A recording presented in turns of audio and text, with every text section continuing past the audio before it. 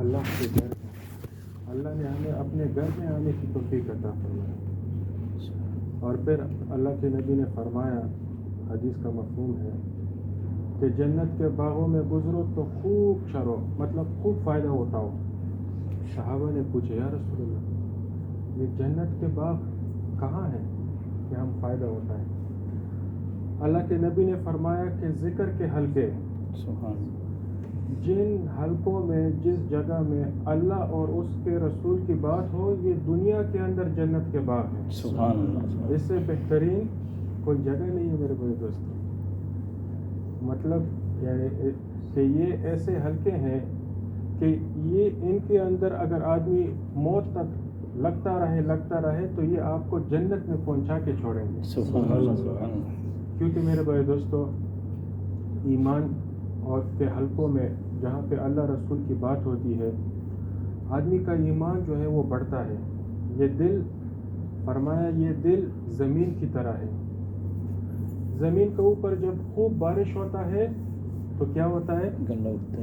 غلہ نکلتا ہے، درخت اگتے ہیں، پھل آتے ہیں، زمین جو ہے وہ جاندار ہو جاتی ہے.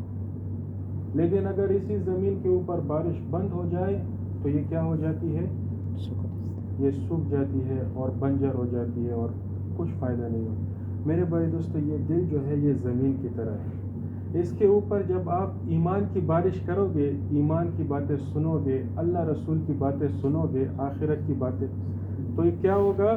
یہ زمین جو ہے پھر عمل، انسان کے جسم سے عمل نکلیں گے.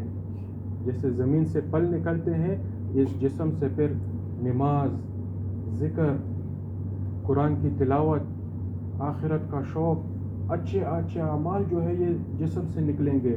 لیکن اگر اس کو یہ ایمان کا ماحول اور یہ ایمان کا پانی اگر یہ دل کی زمین کے اوپر ہم نے چھوڑ دیا، ایسی مجلسوں میں اللہ رسول کی بات سننا چھوڑ دیا، تو میرے بھائی جو جیسے زمین جو ہے وہ بنجر ہو جاتی ہے، خراب ہو جاتی ہے، یہ دل بھی میرے بھائی دوستو یہ پھر بنجر ہو جاتا ہے اور خراب ہو جاتا ہے. پھر یہی انسان جو ہے اس کے جسم سے برے اعمال نکلتے ہیں جو اس کے لیے بھی آخرت کی تباہی کا باعث بنتے ہیں، اوروں کو بھی نقصان پہنچاتے ہیں. تو میرے بھائی دوستو، اپنے دل کی زمین کو آباد رکھنے کے لیے ضروری ہے کہ ہم ایسے ایمانی مجالس میں بیٹھیں اور اپنے دل کو ایمان کی باتیں سن کر جو ہے آباد کریں اور اچھے اعمال. میرے بھائی دوستو، سب سے بنیادی محنت جو انبیاء کی تھی وہ ایمان کے اوپر تھی کہ انسان کے دل کے اندر ایک اللہ سے ہونے کا یقین آ جائے کہ کرنے درنے والی ذات کس کی ہے میرے بھائیو؟ اللہ کی. اسی اللہ نے یہ ساری کائنات کو بنایا، زمین آسمان کو بنایا، اور اسی اللہ کے ہاتھ میں میرے بھائی دوستو میرے اور آپ کے سارے مسئلوں کا حل ہے. خوشی دینے والا اللہ ہے اور تکلیف غم دینے والا بھی اللہ ہے.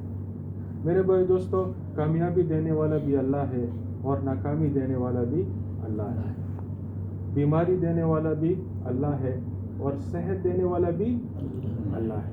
زندگی بھی میرے بھائی دوستو اللہ کے ہاتھ میں ہے، موت بھی اللہ کے ہاتھ میں ہے.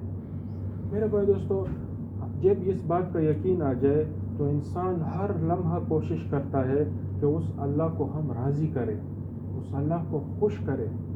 کیونکہ ہر انسان کے ساتھ پریشانی بھی آتی ہے اور بیماری بھی آتی ہے، غم بھی آتا ہے. انسان پریشان ہوتا ہے اپنے گھر کے بارے میں، بیوی بچوں کے بارے میں، لیکن سارے حالات کس کے ہاتھ میں ہیں؟ اللہ کے ہاتھ میں ہے. جب انسان ہم اس اللہ کو راضی کریں گے عبادت کے ذریعے، ابھی جیسا نماز پڑھا، اور اس طرح دین کی محنت کے ذریعے اس اللہ کو راضی کریں گے اور اس اللہ کو خوش کریں گے، ہم قطر میں بیٹھے ہوں گے میرے بھائی دوستو، ہمارے گھر، ہمارے بیوی، ہمارے بچے، ہماری ہر چیز کا جو ہے وہ خیال کون کرے گا؟ اللہ کرے گا. ہم اللہ کے دین کا خیال کریں گے، اللہ جو ہے ہمارا خیال رکھے گا، ہمارے بیوی بچوں کا خیال رکھے گا. اور میرے بھائی دوستو، ہم اللہ کے دین کی محنت کریں گے، اللہ ہمارے کاموں کا ہم بنائے گا. ہم اللہ کے دین کو بنانے کی کوشش کریں، اللہ کا دین دنیا میں زندہ ہو جائے. میرے بھائی دوستو، اللہ ہمارے کام بنانے کی کوشش کرے گا. ہم اللہ کے کام میں لگ جائے، اللہ ہمارے کام میں لگے گا. میرے بھائی دوستو، وہ اللہ کو خوش کریں گے تو خوش کرنے کا طریقہ کیا ہے؟ اللہ نے قیامت تک کے لیے جو ہے وہ ضابطہ بتا دیا، کوئی دوسرا نبی آنے والا نہیں ہے. لا الہ الا اللہ محمد رسول اللہ. اللہ کو راضی کرنا ہے کس کے طریقوں میں آنا پڑے گا؟ محمد رسول اللہ صلی اللہ علیہ وسلم کے مبارک طریقوں میں آنے پڑے گا. میرے بھائی دوستوں، علماء سے پوچھیں کہ اللہ کے نبی کے طریقے کیسے تھے، ان کا رہن سہن کیسا تھا، ان کا حلیہ کیسا تھا. میرے بھائی دوستوں، جب کوئی اجنبی صحابہ کے زمانے میں مدینہ میں آتا تھا تو اگر ایسی مجلس ہوتی تھی جہاں پہ اللہ کے نبی بیٹھے ہوں اور اس کو پتہ نہ ہو کہ اللہ کا رسول کون ہے، میرے بھائی دوستوں اس کو پوچھنا پڑتا تھا کہ آپ میں سے اللہ کا رسول کون ہے.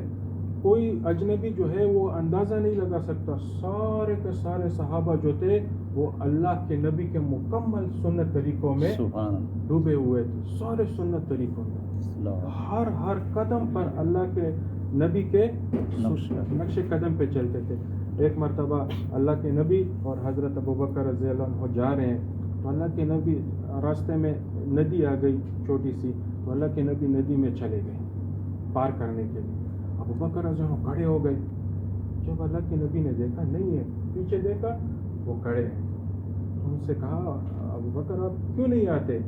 کہا اے اللہ کے رسول، میں نے یہ نہیں دیکھا کہ ندی کے اندر جاتے ہوئے آپ نے دایاں پیر پہلے اندر رکھا یا بایاں پیر پہلے اندر رکھا.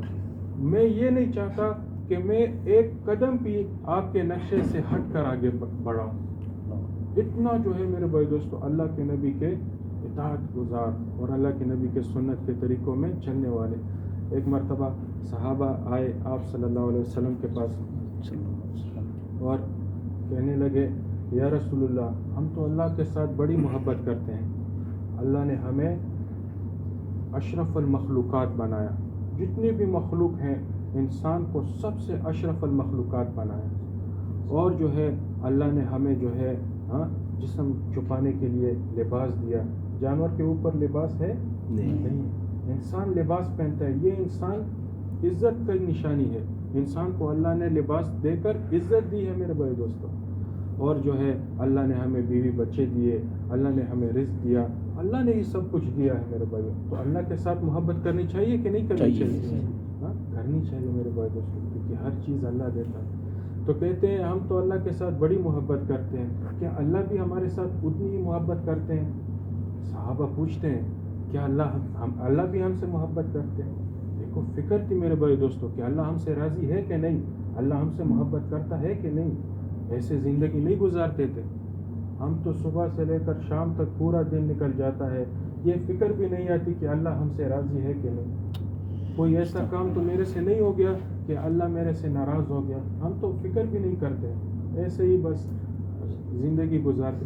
نماز میں بھی توجہ جو ہے بہت کم اللہ کی طرف جاتی ہے. تو میرے بھائی دوست صحابہ نے جب یہ پوچھا تو ایک دم اللہ کے نبی کے اوپر وحی آئی، اللہ کی طرف سے پیغام آیا، اے نبی جی ان کو بتا دیجئے کہ اگر یہ مجھ سے محبت کرتے ہیں تو 100% آپ کی اتباع کریں. کس کی اتباع کریں؟ رسول کی.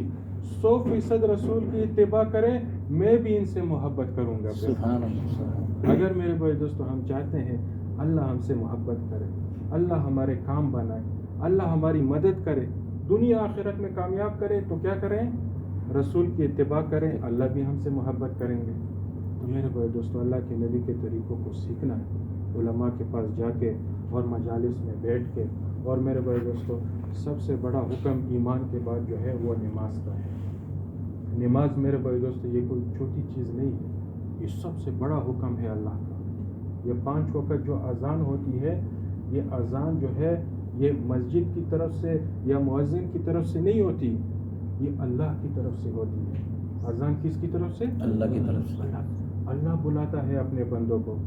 اللہ بلاتا ہے کہ میں نے پیدا کیا، آ جاؤ میری عبادت کی طرف. حی علی الصلاۃ، آ جاؤ نماز کی طرف. حی علی الفلاح، آ جاؤ کس کی طرف؟ فلاح کی طرف، کامیابی کی طرف. اسی میں کامیابی ہے، اللہ کے بلانے پہ جو آ گیا اسی میں کامیابی ہے. تو میرے بھائی دوستو یہ نماز جو ہے یہ اللہ کا بہت بڑا حکم ہے. حدیث میں آتا ہے کہ جب آدمی اللہ اکبر نماز کا نیت باندھتا ہے، کھڑا ہو جاتا ہے، سبحان اللہ، اللہ جو ہے بیچ میں سے سارے پردے ہٹا دیتے ہیں اور اپنے بندے کی طرف پوری متوجہ ہو جاتے ہیں اللہ پاک، اور دیکھتے ہیں کہ یہ بندہ جو ہے یہ کیا پڑھتا ہے. جب بندہ کہتا ہے الحمدللہ رب العالمین، میں تعریف بیان کرتا ہوں اس اللہ کی جو ساری دنیا کا رب ہے، اللہ پاک فرماتے ہیں حمدنی عبدی، فرشتوں کے سامنے فخر کرتے ہیں کہ دیکھو میرے بندے نے میری تعریف بیان کی.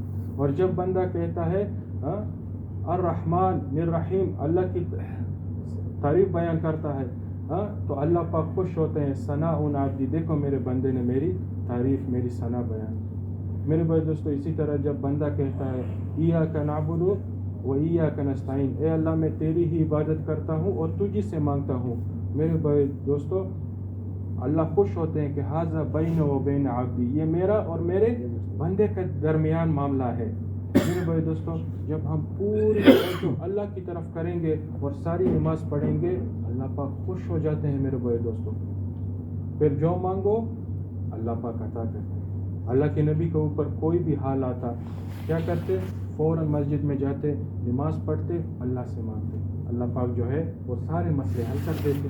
میرے بھائی تو ہمارے لیے بھی یہی طریقہ ہے اور دوسرا طریقہ نہیں کہ ہم اللہ سے مانگے اپنے مسئلوں کو حل کروائیں. لیکن اللہ کے نبی نے فرمایا حدیث کا مفہوم ہے، جب آدمی نماز میں کھڑا ہوتا ہے، اللہ کے سامنے کھڑا ہوتا ہے، لیکن اس کا دھیان جو ہے اپنے کاروبار کی طرف چلا جاتا ہے، اپنے گھر کی طرف چلا جاتا ہے کہ میں نے گھر میں جا کے کیا کرنا ہے، میری بیوی بچے کا کیا حال ہے، میرا کاروبار، یا کوئی دوسری طرف دھیان چلا جاتا ہے.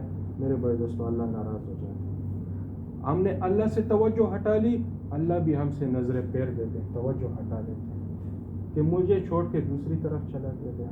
پھر انسان اللہ کی طرف متوجہ ہوتا ہے، پھر اللہ متوجہ ہو جاتے ہیں، پھر وہ دھیان ہٹاتا ہے، پھر اللہ دھیان.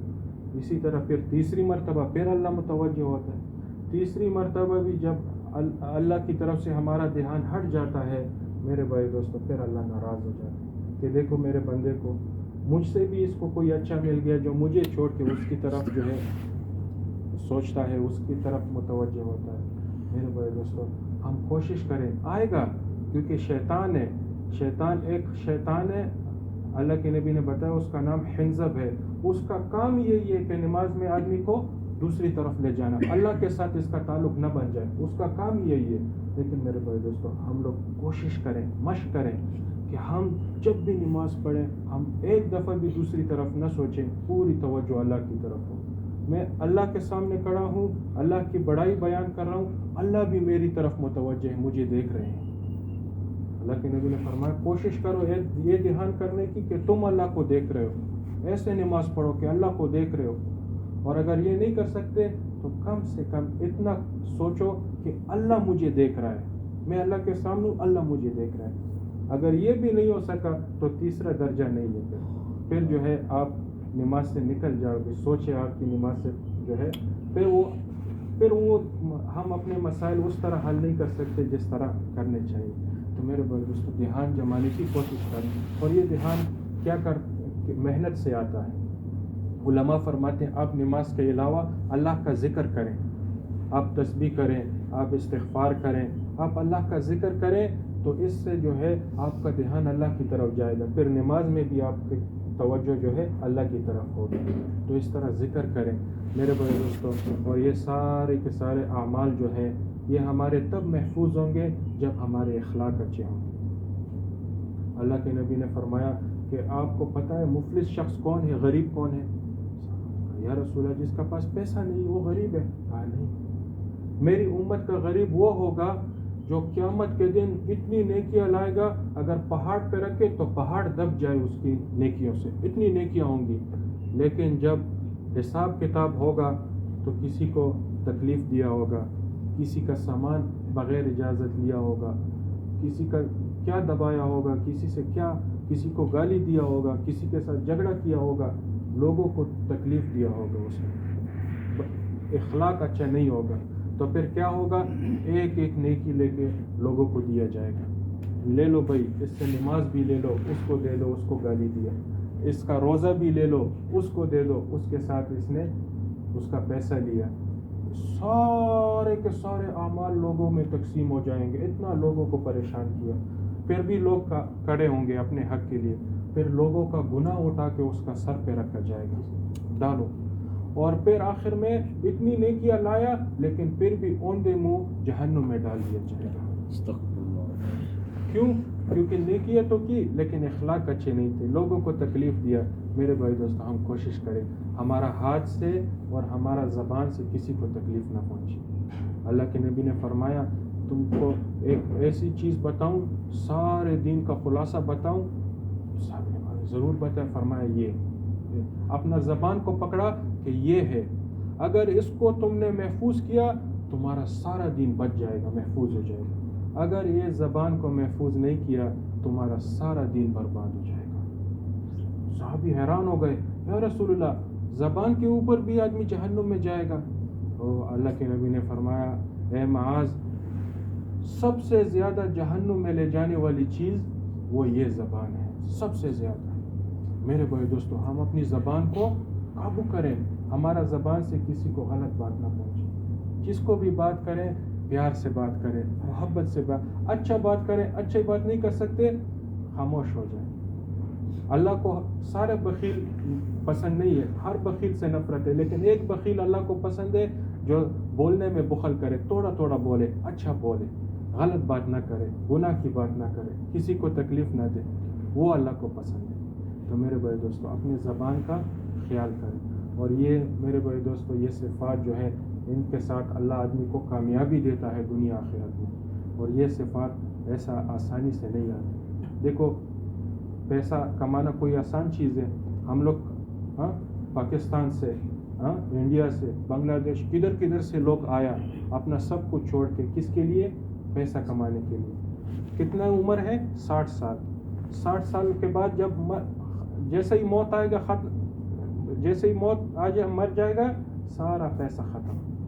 कोई पैसा, एक पैसा आगे इसको काम नहीं देगा। लेकिन मेरे भाई दोस्तों, दीन जिसके ऊपर अल्लाह की मदद आती है, जिसके ऊपर दुनिया आखिरत में कामयाबी आती है, इसके लिए मेहनत करना, इसके लिए घर से निकलना।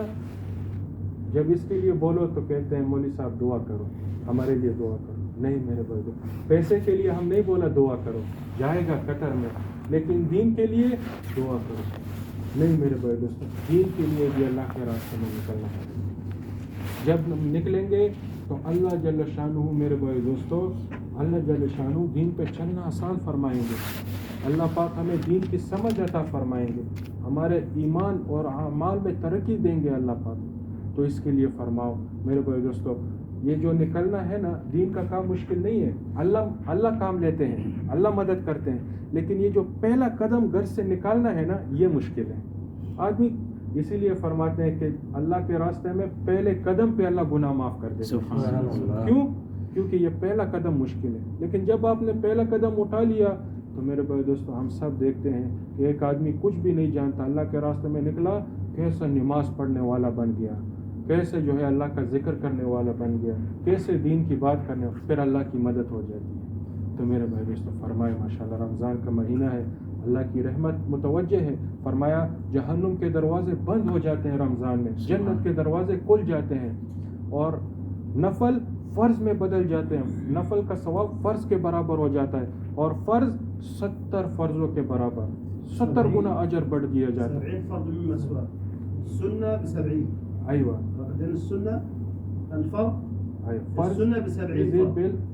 दरजा। अयवा। तो फरमाए मेरे भाई दोस्तों, अल्लाह के रास्ते में निकलने में फरमाए मेरे भाई दोस्तों, कौन साथी अल्लाह के रास्ते में निकलेगा? रमज़ान का मुबारक महीना है, जिससे भी जितने भी खुशी है, कोई ऐसा नहीं है। फरीद अहमद खड़ो होके शैतान का कमर को तोड़ो, अल्लाह को खुश करो। जी फरीद अहमद